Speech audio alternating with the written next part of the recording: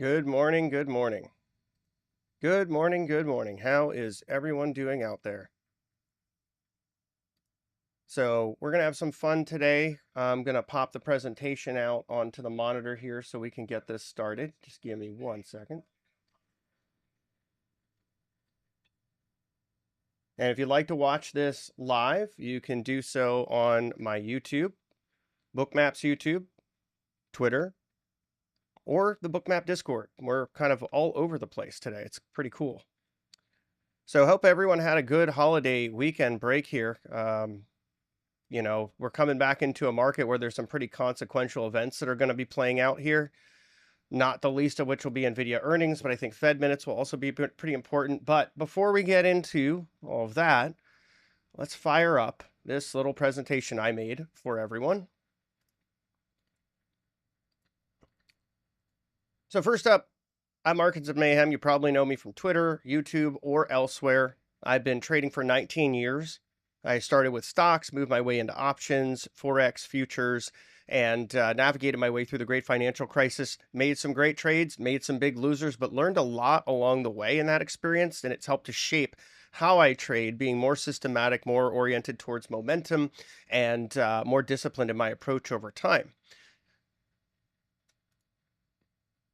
You want to learn a little bit more about my work, I welcome that. I have a website that helps traders with education, idea generation, and tools. That's traderade.com. We've got a 30% off sale going on until tomorrow with the code PREZ30, P-R-E-Z 30. Also, check out macrovisor.com, where we take momentum and macro to find opportunity. We find when the two are aligned, there is a lot of potential longer-term trades and investments. Of course, check out my YouTube. You might be watching me on it right now, but if not, that's youtube.com/mayhem at youtube.com/at mayhem number 4 markets. Kind of a weird format there. And then also, we've got a pretty special offer with Bookmap themselves, up to 40% off. You can go to traderade.com/bookmap and scroll down to the specials. Now, here's everyone's favorite part of this presentation, where I read this text really fast, and then you can all tune out because that's it, right? Half kidding. All Bookmap Limited materials, information, and presentations are for educational purposes only and should not be considered specific investment advice nor recommendations. Trading futures, equities, and digital currencies involves substantial risk of loss and is not suitable for all investors. Past performance is not necessarily indicative of future results. All right, let's dive into the good stuff. First, we have stocks net call volume absolutely surging here. Now, this is one of several signs of potential euphoria. And we're going to go through a couple other charts that show the same. And the reason is this is a bit of a theme. I think we are at risk of a pullback. I think that pullback is much more likely to potentially start this week with some of the catalysts we have on deck and how the market is structured going into a period that tends to be more vulnerable. So with everyone piling into tech stocks, this is mega cap growth in tech call volume, the highest we've seen since late 2021. It begs the question, what is the distribution of skew? How much are people paying and how much more are they interested in calls than puts? Well, that skew here for S&P single stocks is the highest we've seen since 2021, late 2021, right? A bit of a theme here, if you will, what we're seeing. And I think that warrants a bit of attention. That is to say that people are really positioned for upside, up, and away, and not really much else. Now, is that possible? Absolutely. Is it likely? It becomes more difficult with this type of structure. And that's what I wanted to draw our attention to as we get into the week ahead. So next is we have CFTC overall buy-side positioning is near 5-year highs in equities futures. Okay, so this is like S&P 500, NASDAQ, Dow, Russell. Folks are really, really, really long. So we see that they're aggressively buying calls. That's euphoric flow. We see the positioning in skew and in CFTC overall buy-side positioning in futures also quite extended. So those are areas where, you can put up a bit of a yellow flag and say, okay, that's mildly concerning. Now, we also can talk about breadth. It's a bit of a tired subject. I know that we've been talking about it for quite some time, but it actually starts to matter a lot more when you're making all-time highs. When you're making all-time highs and it's on poor breadth, when like 5 stocks are leading the whole market higher, that starts to look more like a blow off top. Is that the case here? We don't know yet, right? We'll be watching closely and we'll talk about some of the risks that we're seeing. But at the end of the day, I think that the lack of a broadening out is a concern amid these all-time highs. Now, this is a chart of the distribution of moves between the NASDAQ and the S&P. Traders are looking for much bigger moves in the NASDAQ this week than the S&P. That ratio is now about 1.5. So really looking for about a 50% bigger move in the NASDAQ than the S&P. A lot of that has to do with Nvidia earnings. Nvidia is now the 3rd largest company in the United States, 4th largest company in the world, of course, 3rd largest company in the NASDAQ as well. And the Goldman Sachs equity move model implies that we may be seeing some of the largest moves as we go in the next 1 month. They're looking for a 31% probability of a 5% up move and a 22% probability of a 5% down move. That's the largest. If you look at this chart, that's the largest probability distribution we've seen for the upside since 2021 and for the downside since late 2022. Hedge funds are really concentrated in semis ahead of Nvidia earnings. We can see that in this positioning map here. This is really interesting to me. I didn't necessarily think folks would be this concentrated in this sector ahead of such a pivotal event, but here we are. We can see the SOX index in gray, semi and semi-equipment net exposure in blue, and that equipment exposure is the highest that we've seen since the summer of 2023 when, things were getting pretty darn euphoric as well. Then we saw a meaningful pullback over the months ahead. And the share of the top 5 companies by market capitalization in the S&P, the top 5 annotated through history, often is the case when it gets this concentrated, there is some room for an unfortunate event. So I don't want things to come off as too bearish. I just want to kind of raise a little bit of awareness that there are a lot of alarm bells going off here. And when they do, I tend to post about them. I don't try to, drown out other ideas. But I think this particular situation calls into question the durability of what we're experiencing.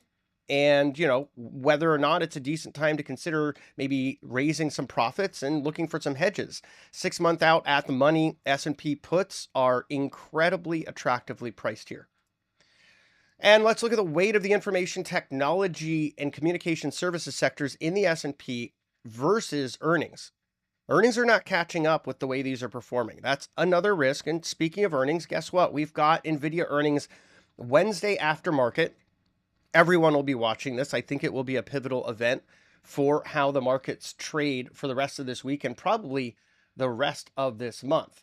So I think this is going to be a pretty important one. We did see what happened to SMCI on Friday. That was an extraordinarily lopsided trade. Nvidia is actually not that lopsided. SMCI was so lopsided on call positioning that it was probably the most distorted I've seen a single stock ever. Now, we're not going into Nvidia earnings with those dynamics, but we are going in with very, very high expectations of exponential growth continuing in the future. At the same time, you do have potential competition coming online. Intel and AMD have made different attempts to run CUDA binaries or Nvidia specific binaries on their own hardware. And those endeavors are actually making progress. What does that tell us? It tells us that as time goes on, you're not going to need NVIDIA hardware to run code written for NVIDIA hardware, which could reduce the demand for some of these really, really profitable H100 chips, where they make them for about $3,200 and sell them for about 30 grand. Now, let's dive into some charts, shall we? First up on screen, we've got the S&P 500. And we can see the 20-day moving average is really important here. We did get a couple of pops on it. We also have this trend line right below. This is what I'm watching here. I won't be getting too bearish until we actually break below both of these. If we do, then I think on a swing time frame, we have room to the downside, okay? In the near term, we're just seeing a stalling of momentum, a bit of a correction in time rather than price. Now, corrections in time can become corrections in time and price. And so that would require me seeing, a bit of a move down here. So I'm really looking at 2 specific spots, right? I'm looking at this 20-day moving average. And so if price moves below that 20-day moving average, I would be a bit concerned. And then if it moves below this trend line, that's where I'd start to get a lot more concerned, because we do have a number of key levels, particularly this 48.99.25.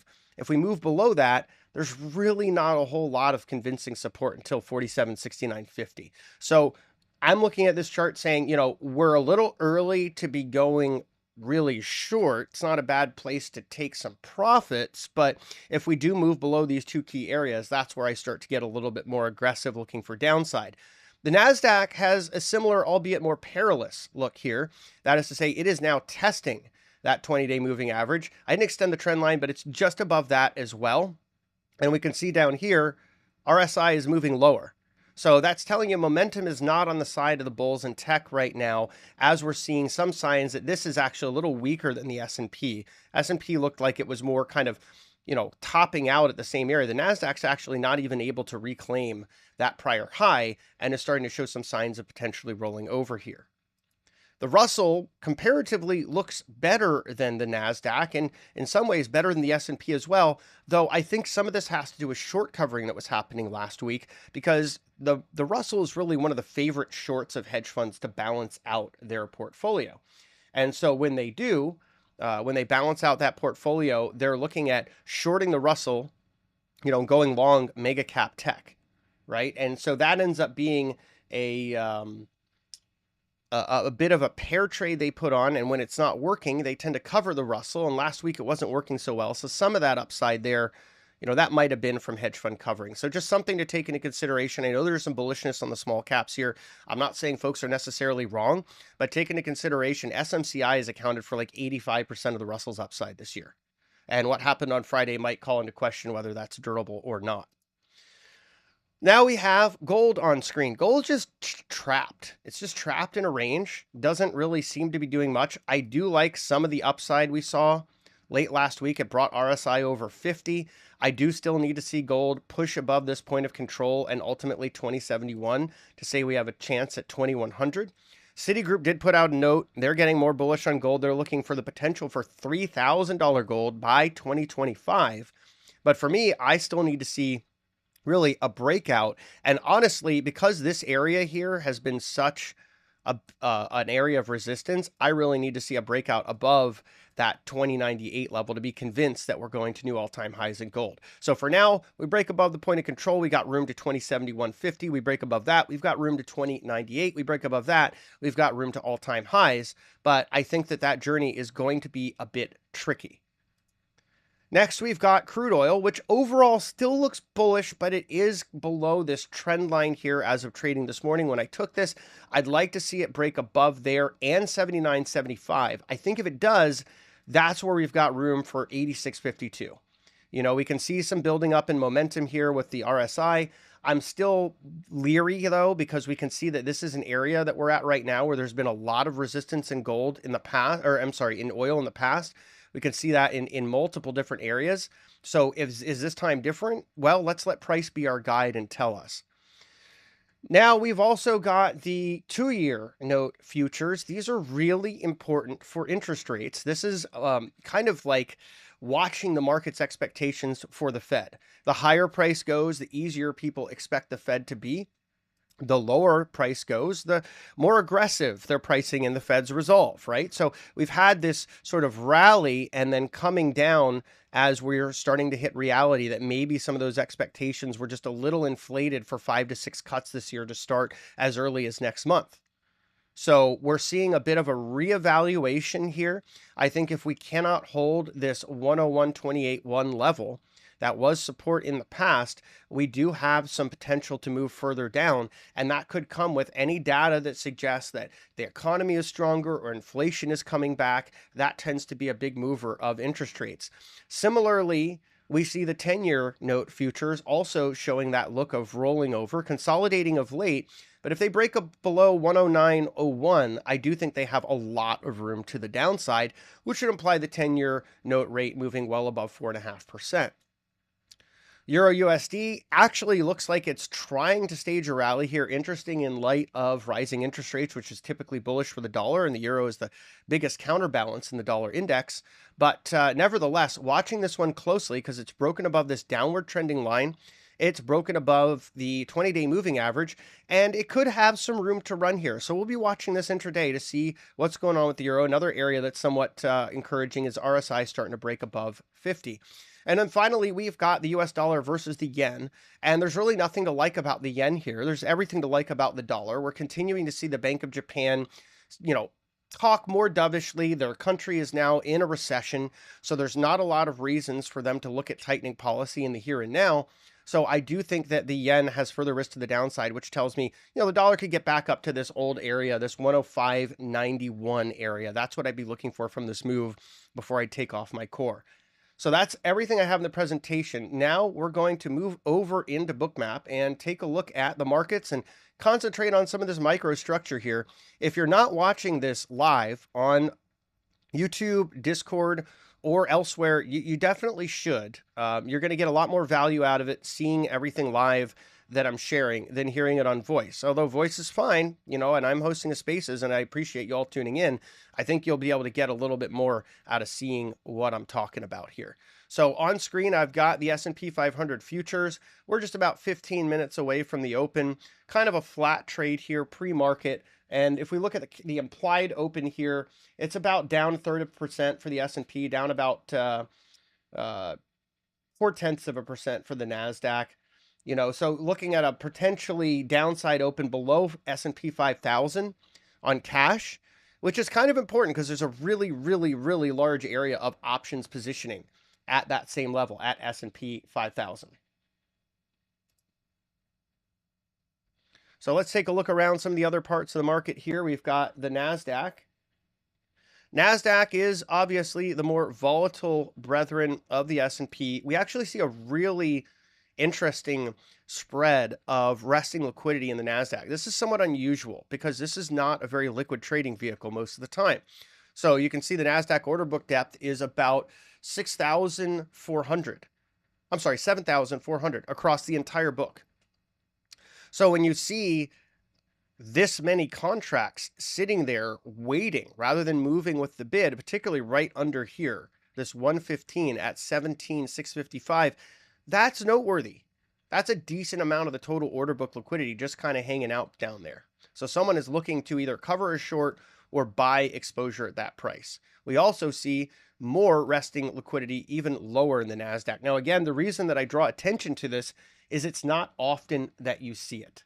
Okay. So most of the time, the NASDAQ contract is kind of thin and you don't see a lot of resting bids or offers. So this is different. This is unusual, and it does suggest there's a lot of interest in lower price. Russell is seeing some negativity pre-market, pulling down that point of control as we've seen some selling. Small caps probably not set to have the best day, but we'll see what the cash open brings us. Gold is just chilling above the point of control, but consolidating. We do see some distribution here as throughout the period of time we've been watching, the cumulative volume delta has gone from positive to negative, indicating there is some distribution under the surface. Crude pulling up its point of control in sort of a stair-step pattern here. I just rolled this contract over, and so I'm just going to clean up the chart for some of these subchart labels here that get a little bit busy.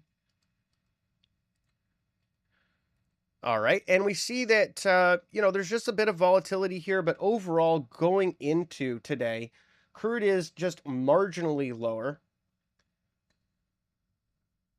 And of course, cocoa is, wow, I don't have it on screen, but cocoa is nearing all-time highs again. So that's been an interesting trading vehicle. 2-year note futures, bit boring, no real catalyst for this one today. I do watch the economic calendar pretty closely. Today we had a speech from Bostic at 8 a.m. We have a Bowman speech from the Fed at 1 p.m. We've got Fed minutes at 2 p.m. That's sort of the crux of the economic calendar for today.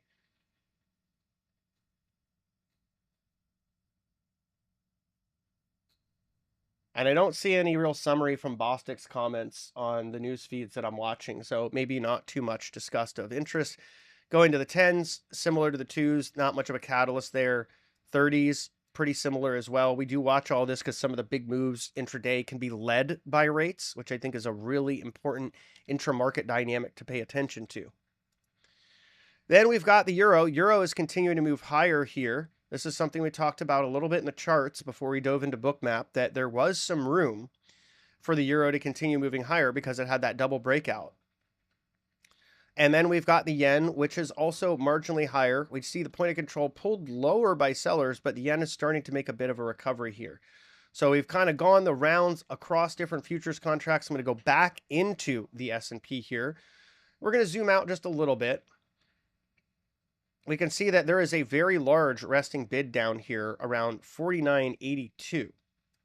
So that is going to be a level that's worth watching if we do have a pull.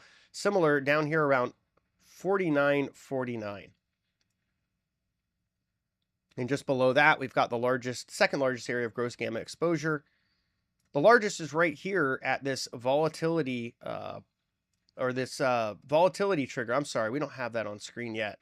But this gamma flip level is right on screen, and that is kind of important because if we do push below it, some of the dealer hedging dynamics are likely to change.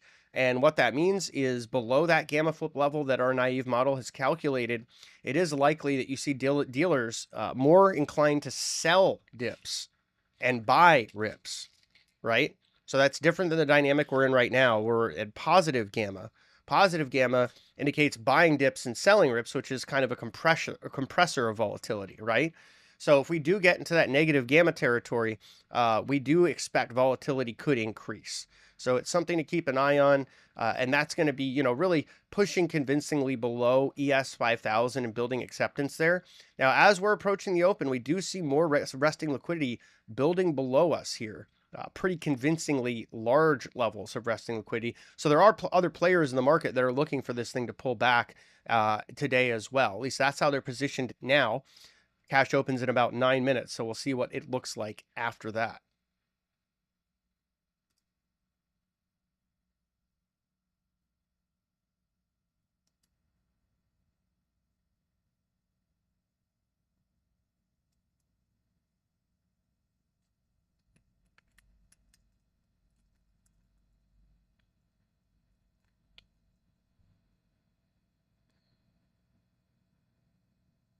Let's take a look around the news, see if there's anything interesting as we get into today's trading day.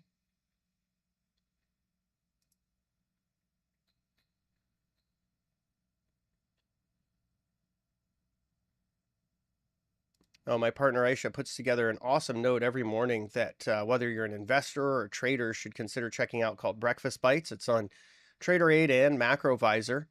And some of the stories she covered that I think are worth talking about. China cuts their 5-year loan prime rate, left their 1-year rate unchanged. So, looking at China, there are some stimulative measures being taken in increasing force by the government. There's also more stimulus happening for mortgages. They've cut those rates as well.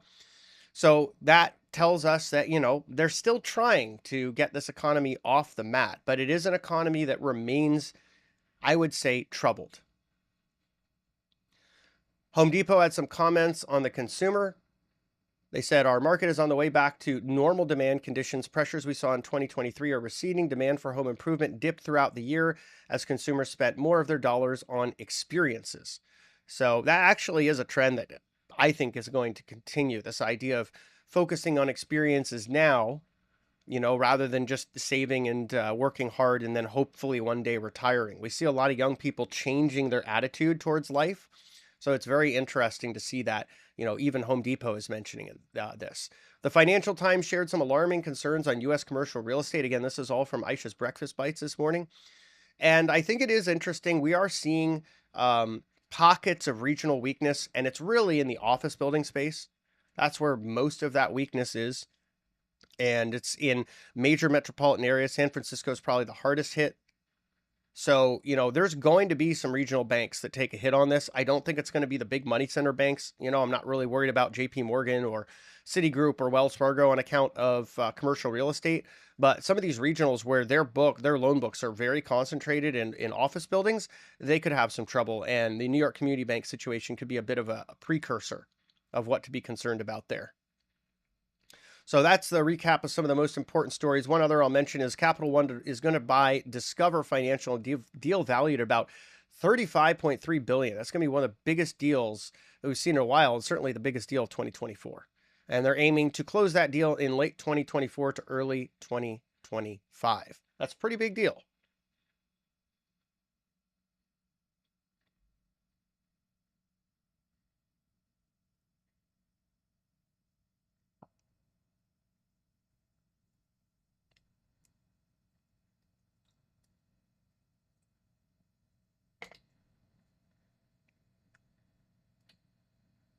I'm just going to zoom out a little bit more here. Oh, we do see a big resting offer above us here around 50.75, 549 contracts up there. It's a lot of call interest in SPX. If we adjust that for ES levels, pretty close to that on Friday.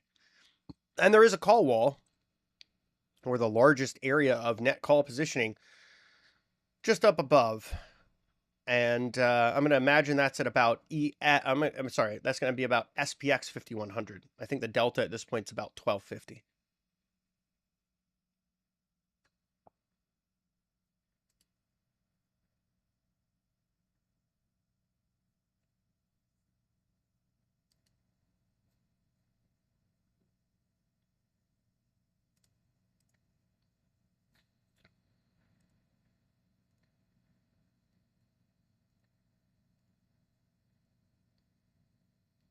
And so we are just about 4 minutes away from the open here. Things can change pretty quickly once the cash open happens. It's why I like to watch these liquidity levels. It's also why I start Bookmap quite a bit before the cash open, because I really like to have that historical heat map of where things were. So I get a sense of kind of how those convictions and positions, or at least resting bids and offers, change as the market opens. And then about 10-20 minutes after the market opens, we'll have a better sense of what the options activity are, what's transacting, where there's interest, and that'll start populating on the SPX options visualizer tool that I built as an add-on for Bookmap, which is now on their marketplace. And I find it to be pretty helpful for my own trading. That's why I built it and then eventually made it available to the public. Let's take a look at the NASDAQ here too. We see a little bit of a pull ahead of the opening bell, and we do still see those large resting bids below us. We'll zoom out a little more. So it's really just that pocket of liquidity below us. So we'll keep that chart zoomed in just like that. Russell seeing a bit of a pull, also seeing some interesting resting bids below it developing.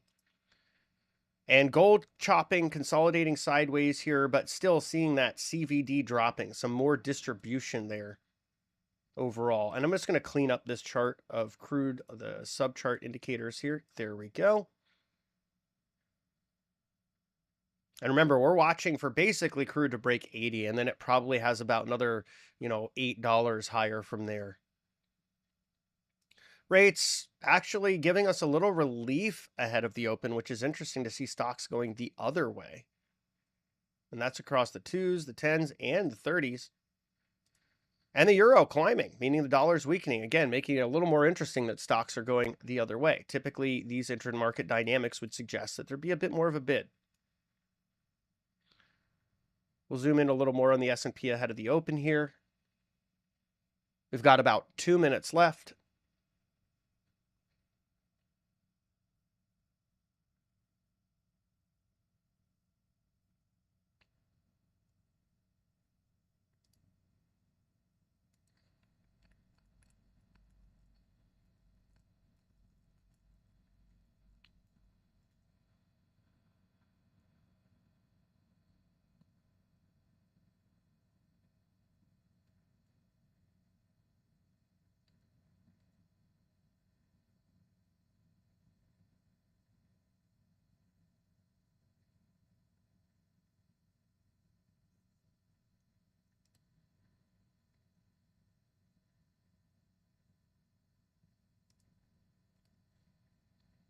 Opening bell in about 1.5 minutes.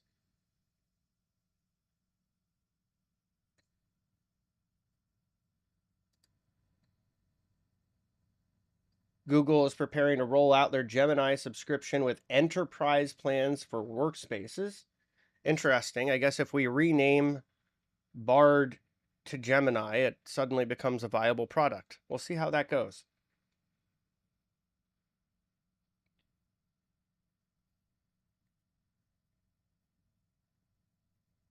OpenAI's Sora's weaknesses exposed shortly after high-profile debut. This headline from Benzinga: a cat sprouted an extra leg, and a human's arm goes awry. So that software looked really cool at first, but maybe it's not so perfect after all. Maybe it needs some work. It's very early stage.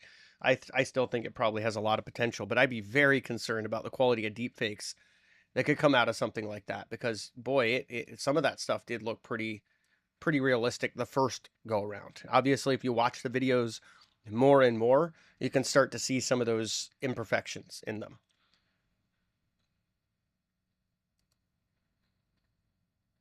And market is opening right now.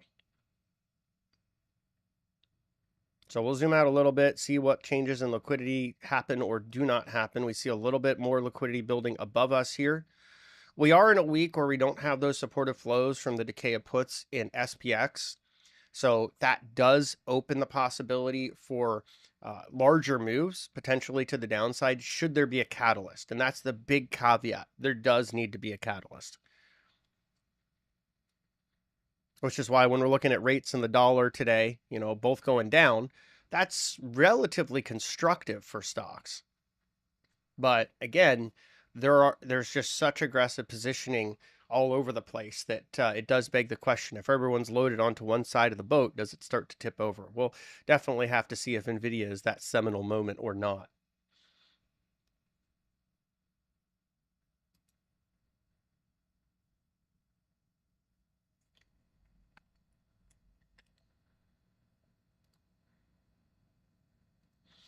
And folks, if anyone has any questions as I'm speaking, please don't hesitate to ask. I'm always happy to help. Just make sure if you're on the Bookmap Discord, you tag me in.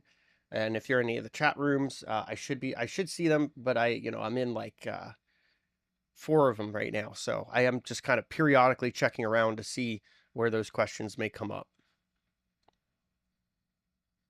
I see someone requested to speak on Spaces. I'm sorry, I'm not going to take requests. It wouldn't be fair to the other folks because they wouldn't be able to hear you. So I won't be taking requests on this Spaces, but in the future, I'll be more than happy to. Do see a little bit of a bid as we see the market opening. We're just in the first 2 minutes of trading here in the S&P, coming up about 4 handles off those pre-market lows. NASDAQ, much bigger bid. Really quite a bit of excitement here. The resting bids below us thinning out just a little bit. So maybe that conviction waning. The Russell actually seeing a pull, the opposite move here than what we're seeing in the other stocks indices here. Gold getting a bit of a pull lower. Crude getting a bit of a pull lower. Rates continuing to move lower across 2s, 10s, and 30s. And the dollar moving lower as the euro and yen move higher. We'll go back to the S&P, which is continuing to build on that earlier strength.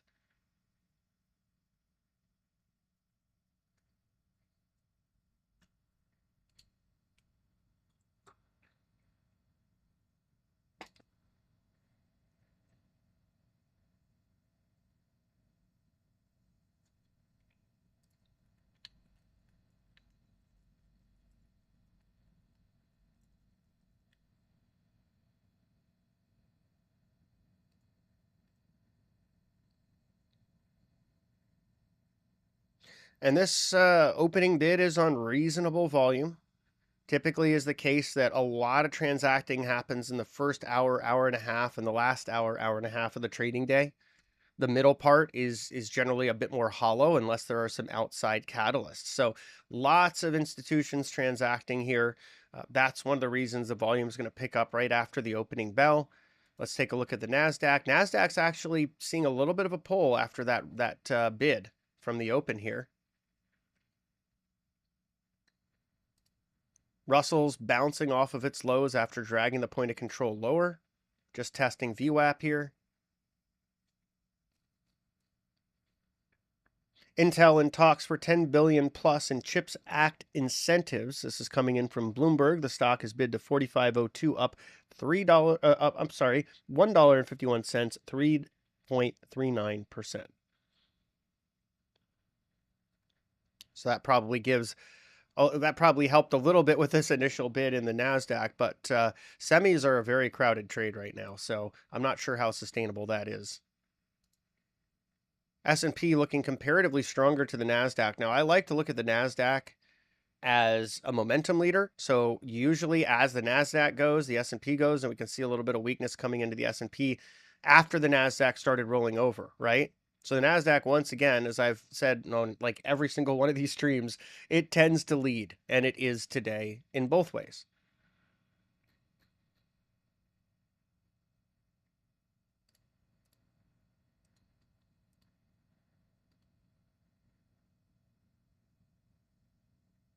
So I do like to look at the 20-minute opening range to get a better idea of what the trend may be shaping up for intraday. So we're about 15 minutes away from really being able to form that. So I'm not going to try to make any decisive directional calls intraday until we've formed the opening range and broken out one way or the other. Then we can talk a little bit more about what the probabilistic outcomes are on that basis. And we'll have some options data to look at that point as well, which will give us a little bit of a better idea as to where those extensions may go. NASDAQ rolling over back to VWAP and the point of controller, some convergence there, right around 17,680. Seems like there is some interest in buying around that level, at least right now. And Russell kind of doing that same round trip that S&P were. Let's see if the S&P is starting to stabilize. Yeah, S&P is starting to stabilize. Didn't make quite the same round trip as the NASDAQ, but it's very low volume here. Not a lot of conviction in the current tape.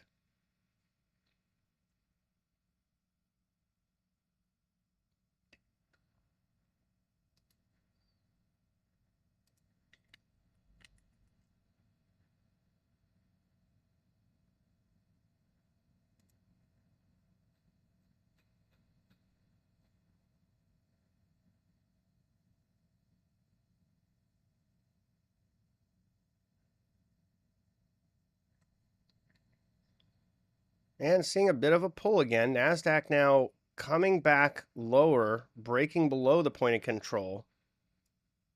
Liquidity below it starting to thicken up again as convictions of those bids seem to be rising, looking for price to come down. Russell rolling over as well. Gold getting a bit of a pop here, but still looking pretty bearish overall in the shiny stuff. And crude rolling over. Rates seem to be consolidating here across 2s, 10s, 30s, still giving us a little bit of relief. And the euro giving back a bit after we hit this really large resting offer.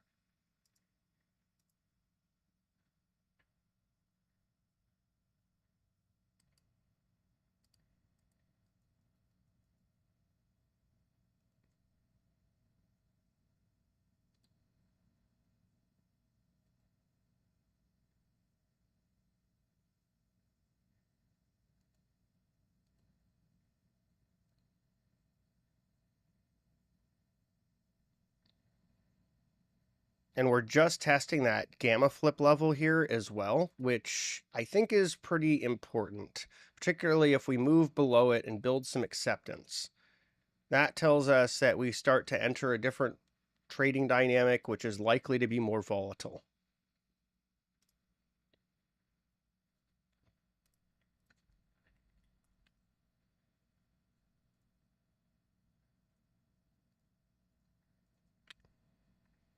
SMC stock is down 5.75%. Thanks for the heads up on that one, Will. That's pretty interesting to see.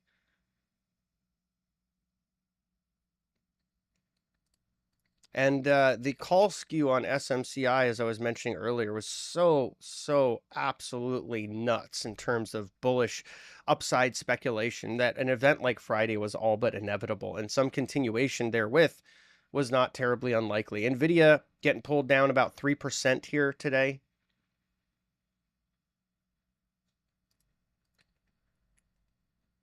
Intel was up about 3.5% earlier. It's giving that back. It's now up only about 1.89%. AMD down 3.5%. The semiconductor ETF down 1.61%. That's SMH. SMH is, believe it or not, 20% Nvidia now. So it's pretty much the Nvidia ETF, if we needed one. I mean, the NASDAQ, the QQQ is kind of the Nvidia ETF as well. So I guess we got several different Nvidia ETFs.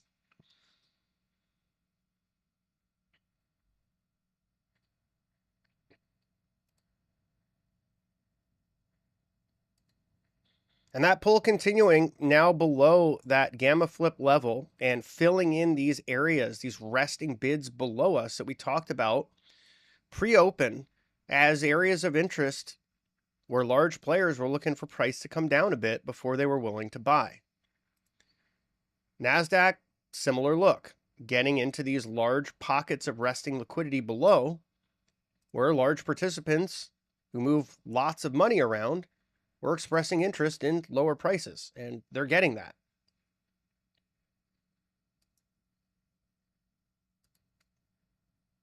Russell, similar look, pulling below the point of control. You got more liquidity building below in the small caps. This 2,000 level is pretty important, just about 11 points below us. Gold chopping sideways, crude pulling lower, rates seeming to have bottomed here so far, and the euro pulling back a bit here.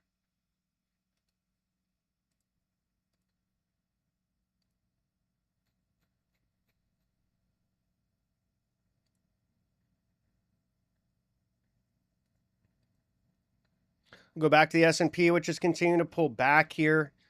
Looks like there was a valiant effort by buyers early this morning to try to buy the pre-market dip, and it just doesn't seem to be playing out. Caution is advised on weeks like this. The reason for that is really this is a week where it is more likely that you get these pullbacks. The risk of them are higher because of the lack of those supportive options flows, because it's not a well-hedged market, and because of how lopsided long positioning has become.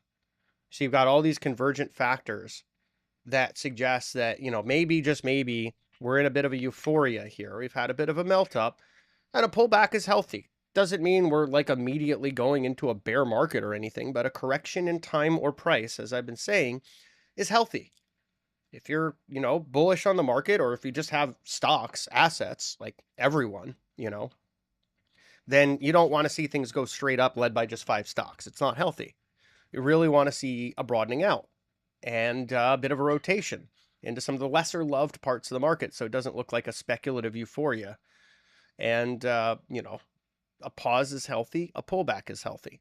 So it's not just all, looking for bearish outcomes. It's more looking for markets to perform as one would historically expect them to perform, in a way where we're not pulling forward so much of the future returns into the present. So we can see the S&P getting just a little bit of a bid here. Let's take a look at the NASDAQ. Similar look as well. Again, we like to say the NASDAQ is the momentum leader. Certainly today, it's given us a lot of those clues.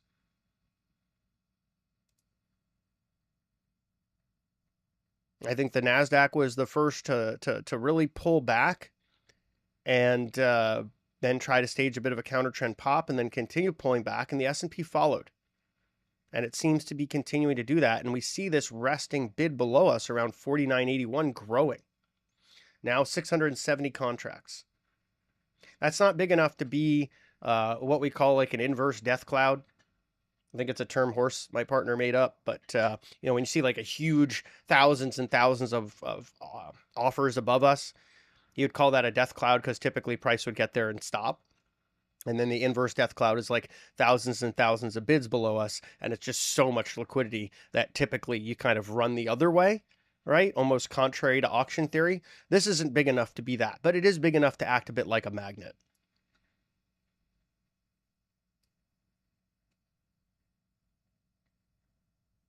We're about 13 minutes into the trading day, going about as expected. Still waiting for that 20-minute opening range to form where I can really be more confident about some of the statistical probabilities here, but I'm just going to hypothesize that this is going to be a red day, and we'll go deeper red as the day goes on. We'll see if the opening range confirms that before we get too much conviction about that idea. Nvidia now down 4.85%.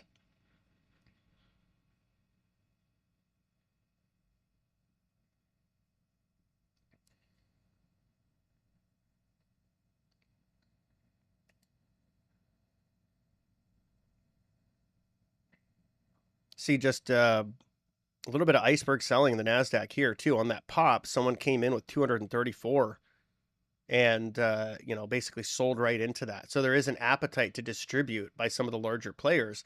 These iceberg orders, when you see them on top, that means it's a sale, and you can confirm by looking at the subchart here, and you can see how that pushed down the subchart level. So that was telling you that was indeed a sale. Let's take a look over here at the S&P.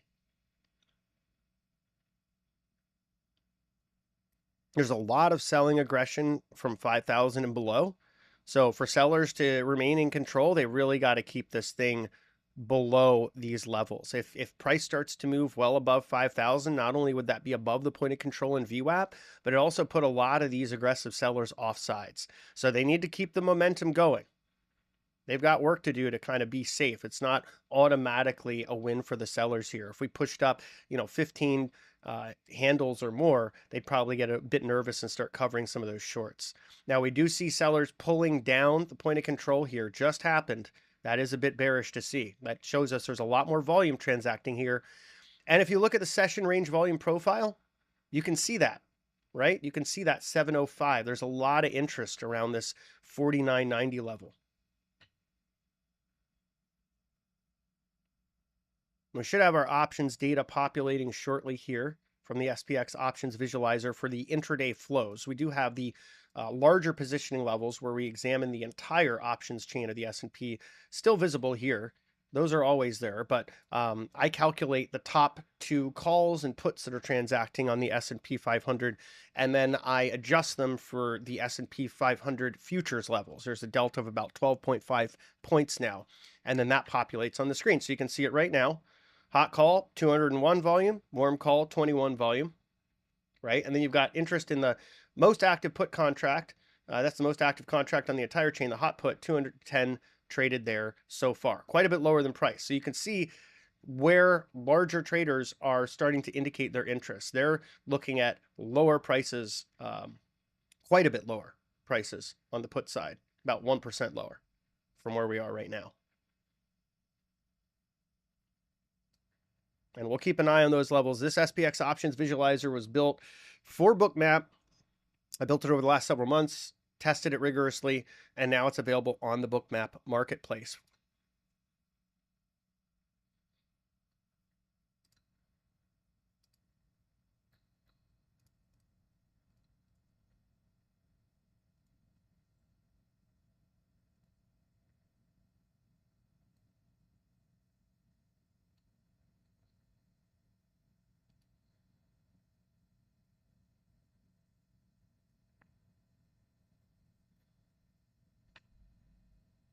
"82 out of 104 economists who were polled say the Fed will be cutting the funds rate in Q2. A slight majority of 53 say in June, 33 say May. I'm going to lean more towards July personally, but I could be wrong. And those same economists are looking for rates to be cut by 100 bips or less in 2024. Personally, I'm leaning towards less. 50 to 75 bips is the higher end of my range of expectations, particularly considering some of the inflation data that we've gotten recently from CPI, PPI, and services PMI and manufacturing PMI, all kind of indicating there are some risks that inflation could stay a bit more sticky. Plus, wage growth still remains elevated, and that's one of the drivers of inflation in the services industry as well. We can see that most active put contract now moving up. 1,000 transacting actually right here at this area of pretty significant interest. So we do see the warm put, the second most active put, still quite a bit below, but the most active put strike is just about 8 handles above price. I'm going to imagine that shifts around as we trade here. But this is still interesting to see, and it could act a little bit like kind of pulling price back into this area around VWAP. We'll see. What it does tell us at the very least is there's a lot of interest in transacting at that level, just around the gamma flip level, just around VWAP, and where there's a large pocket of liquidity above us. Let's take a look at the NASDAQ here. It also seems to be trying to base. Sellers did pull that point of control lower. Russell still hasn't seen the point of control pulled lower since we saw that at the open. And it's a bit of a choppy trade. It's kind of retesting that from below, but with minimal volume. There's like no transacting happening here. Gold just getting a little bit of a bounce here. Let's zoom out, see if there's any interesting liquidity. Yeah, 2045, 129 on the offer there is interesting. This is a thin trading vehicle too. There's only 4.8 thousand in the entire order book. So that tells you that, it doesn't take a lot of volume to move gold. Crude getting a bit of a pop here. You do see some interesting areas of resting liquidity. This is another thin trader, right? There's about 7.9 thousand cumulative order book across the entire order book. So what is that telling you? It tells you that this resting bid at 77.80 and this resting offer at 78.50 are both important. Those are important levels because we see large traders positioning themselves around them. Let's take a look at rates. Coming up, they went a little bit higher as we saw that market pressure. Now we're seeing some relief, just as there's some relief in equities as they're basing. That's not a coincidence. The equity markets pay very careful attention to rates. Now, there are divergences. They don't often last terribly long, particularly in this environment where everyone's watching rates pretty closely. Let's take a look at the euro. It rolled over coincidentally around the same time the market was pulling back. Now we're seeing some relief, just as the market's seeing some relief. Those intermarket dynamics are really important to watch, right?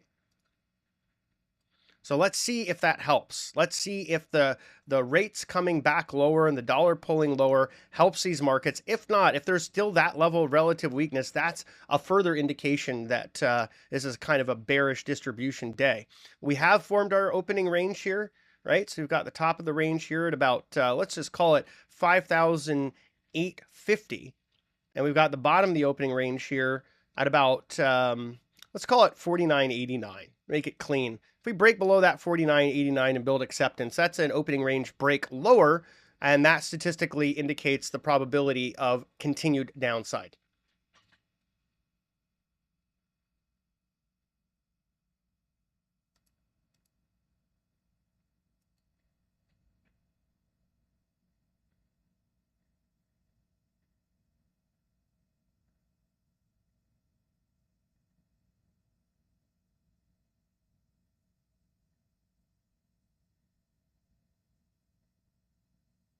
Nirav, that's an interesting question. In terms of stops, the way that I contextualize that, and we are seeing this now break below the opening range, by the way. Let's see if we build some acceptance, but so far this is looking pretty bad for the SPOOs or the S&P. So I look at stops as price-sensitive, momentum-driven intraday trading for the most part. And so when you see a really large blowout of stops, like right now we just saw 282 stops, like there are buyers stopped out having to sell their contracts. I like to see, to kind of contextualize it, I like to see passive accumulation as there's active distribution. So what I mean is, like in this scenario, to say like we're approaching a potential bottom and reversal, I'd like to see a much higher level of stops, say 500, 1,000. At the same time, I'd like to see icebergs absorbing them on the buy side. When I see both of those, I get a little bit more excited that there is some potential for the market to run, right? To reverse and run higher. We're not seeing that in the here and now. I think a lot of this has to do with technical traders getting pushed out.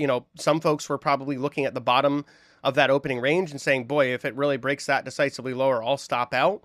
But for me, it's not until I start to see exhaustive levels of stops in a nutshell without the iceberg participation that I get a little bit more interested. And for me in the S&P, 282 is not quite that. Again, I need to see like 500 or 1,000, and then price starting to move the other way. What that would tell me is you kind of had a big stop run, And now maybe we're starting to see things normalize under the trading by stronger hands who are a little bit less sensitive to price. But right now, we see a little bit of the opposite. We don't see an exhaustive stop run. We do see liquidity building below us, and we don't see institutions really interested in taking large buy-side positions via icebergs. Let's zoom out and look at the liquidity. Boy, that hot put moving all over the map here today. The warm put down here at 49.70.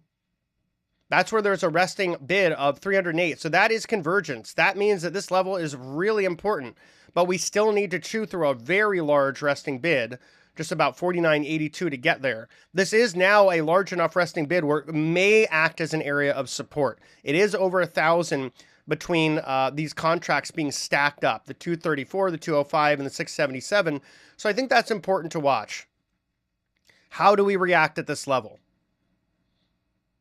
But overall, we did see the opening range broken to the downside. Now we're kind of retesting that. Let's see how this goes, but I'm inclined to look for prices to go lower today than where they are at present. Let's take a look at the NASDAQ. The NASDAQ looks more bearish than the S&P. It is our momentum leader, so we do want to pay attention to that.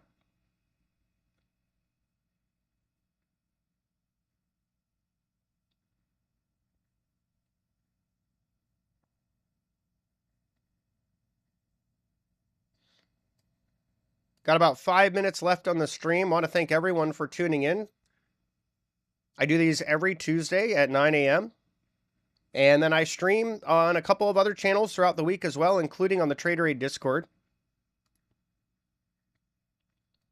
If you're interested in checking out Traderade, we have a 30% discount until tomorrow. There's only about 20 coupons left. The coupon code is PREZ30, PREZ30 at checkout. You can also get up to 40% off Bookmap by visiting traderade.com/bookmap. It'll redirect you to a page. Scroll down to the bottom. You'll see the specials. And the SPX options visualizer that you see on screen is now live in the Bookmap marketplace. You can visit traderade.com/SPX or search SPX in the Bookmap marketplace to find it. And if you enjoyed this stream, follow me on Twitter, Mayhem for Markets, or on YouTube, same name, Mayhem for Markets, to find more of my content. You can find my work at traderade.com and macrovisor.com.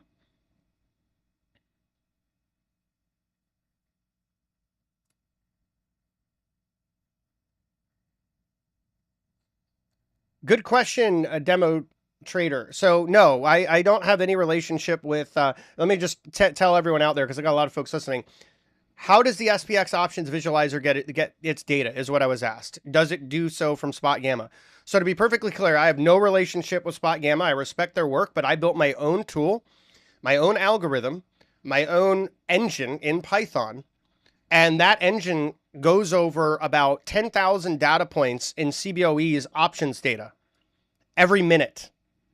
So it's much higher frequency than what you might see from Spot Gamma, where they're updating it like once a day. And that's fine for folks that are, slower time frame traders. I'm sure that works fine. But what I try to offer is something that is both more cost effective and higher frequency. So it pulls that data in, it factors it, it has an algorithm that's processing it every minute, and it updates that data and it puts it out through the Bookmap API, and then you can download it. So there's pretty low latency.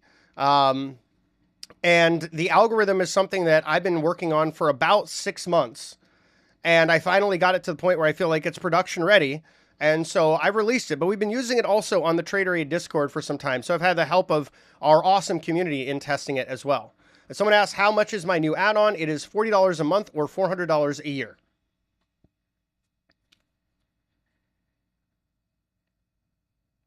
Got about 2 minutes left on the stream. Thank you so much, everyone, again, for tuning in. Really appreciate it. Have a lot of fun doing these. Yeah, you're welcome. Great question.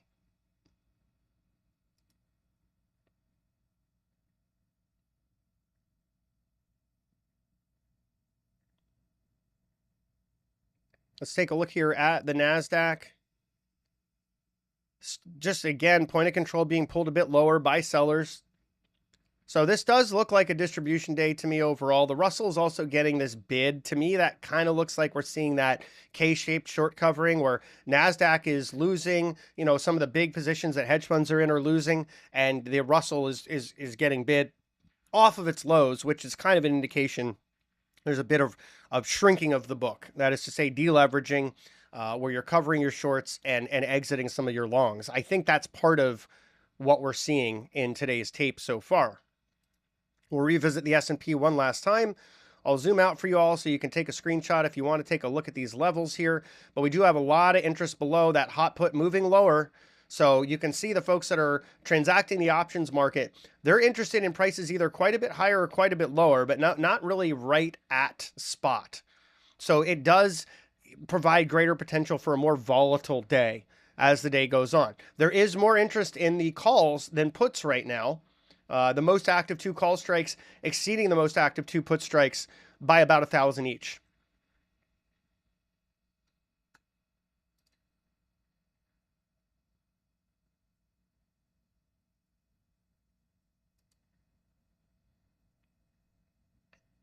So to summarize, we broke the opening range lower. We've got a lot of interest below. I think this 49.80 level is going to be really pivotal.